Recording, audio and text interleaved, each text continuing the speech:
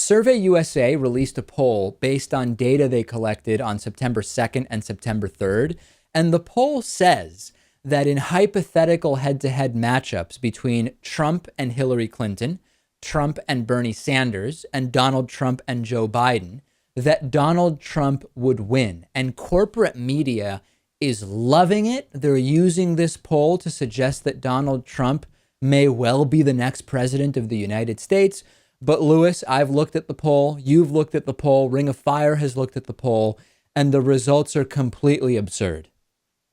As are the results with the majority of polls, in my opinion. Well, that's a broader conversation. Let's talk about this particular poll. If you look at the internals of this poll, you will see that it is absurd at face value. Ring of Fire did a detailed analysis, and I'll go through this step by step as I like to do. Here's one example of what just doesn't make sense. The SurveyUSA poll shows Donald Trump getting 25% of the black vote and 31% of the Hispanic vote. This is utterly insane. In the elections of 2000, 2004, 2008, and 2012, Black Americans voted for the Republican candidate 9, 11, 4, and 6% of the time. Who in their right mind believes that all of a sudden black voters are going to turn more than 2.5 times more strongly towards the Republican candidate, and in particular, it's going to be for Trump?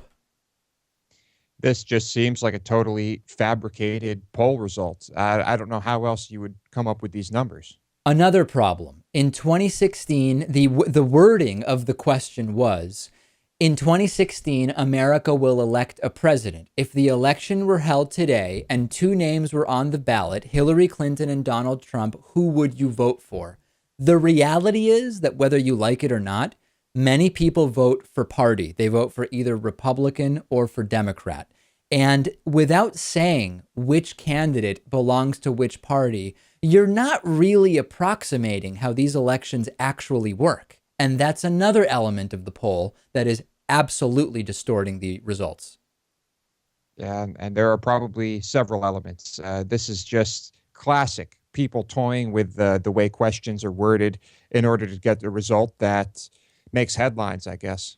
And then even more noticeable is the flawed polling methodology. If you read the fine print, it says, this survey was conducted using a blended sample mixed mode. Respondents reachable on a home landline, 62% of registered voters, were interviewed on their landline telephone. Respondents not reachable on a home phone, 38% of registered voters, were shown a question on their smartphone, tablet, or other electronic device. Cell respondents, as is typically the case, vote more Democratic than do landline respondents. Among just the universe of cell phone respondents, Hillary Clinton defeats Donald Trump by 16 points, Bernie Sanders defeats Donald Trump by 12 points, and Joe Biden defeats Donald Trump by 17 points. Even Al Gore defeats Donald Trump by 17 points when you look at just the cell phone respondents. This is insane, Lewis. What they're saying is, hey, if we change the methodology to be more representative of the actual population that has mobile phones, the results are the exact opposite. Yep. And this is why I hate polls, because you can do polls 1,000 different ways and you can get 1,000 different results. And, you know, the best method, as we've said before, is just to look at an aggregate of all polls. Great breakdown by Ring of Fire on this terrible, worthless poll. Look at their own fine print to figure out why it just can't be trusted. Let's take a break. Join us on our Reddit discussion forum, davidpakman.com/Reddit. That's REDDIT.